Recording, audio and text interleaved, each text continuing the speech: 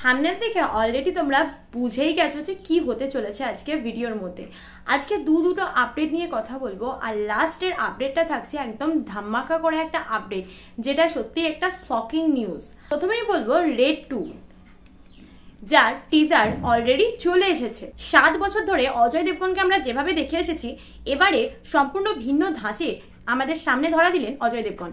রাজকুমার গুপ্তের রেড 2 এর official teaser সামনে আসতেই আমাদের সকলকেই একটা কনফিউশনের মুখে ফেলে দিয়েছে। কারণ আমার মনে হয় রেড এর ফার্স্ট পার্টটা এর থেকে অনেক বেটার ছিল, যার তুলনায় এই টিজারটা একটু খটোমটো হয়ে গেল, আর টিজারটা প্রপারলি মন ভরাতে পারেনি।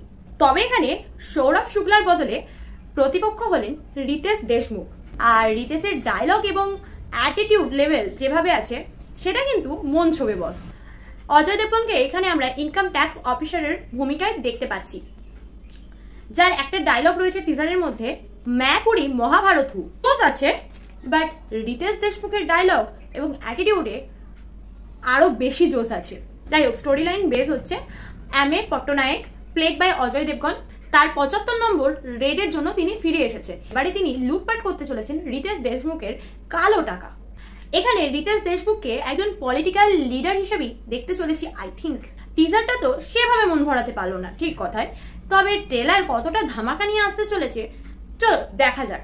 এরপর সব থেকে শকিং নিউজে আসছি, আমাদের সবার প্রিয় কিং খান, যাকে এক নামে গোটা ওয়ার্ল্ড চেনে, সেই কিং খান নাকি আর সিনেমাই করছেন না। এটাই নাকি তার লাস্ট মুভি। লাস্ট মুভিটা ঠিক কোনটা, আর সত্যি কি তিনি আর কোনো মুভি করছেন না? আমার জীবনের শেষ ছবি, এই কথাটা তিনি নিজ মুখে বলেছেন। শাহরুখ খান একটার পর একটা যেভাবে মুভি এনে আমাদের চমক দিয়েছেন, তেমন একটার পর একটা নতুন রেকর্ড গড়েছেন। কামব্যাক মুভি পাঠান জওয়ান ডানকিতে যেভাবে নতুনভাবে ইতিহাস তৈরি করেছেন বক্স অফিসে, সেটা বলার নয়, সেটা আমরা সবাই জানি। তাহলে কি আর কিং খানকে আমরা পাচ্ছি না? বিশ্ব সরকার সামিট 2024-এ তিনি নাকি একথাই বলেছেন, আর তিনি নাকি নিজের লাস্ট ছবি নিয়ে ভীষণভাবে পরিকল্পিত। তিনি চান এই ছবিটা যেন গোটা পৃথিবী দেখে এবং প্রত্যেকটা মানুষের মন যেন জয় করতে পারে। 30-35 বছরের সেরা ছবি হিসেবে এই লাস্ট কাজটা তিনি করতেই চান।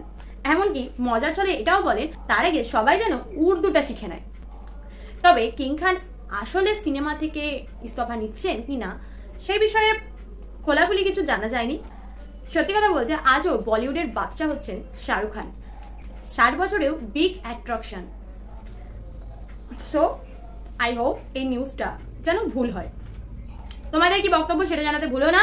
আর আমার চ্যানেল নতুন হয়ে থাকলে কি করতে হবে জানা আছে তো, চটপট সেটা করে নাও।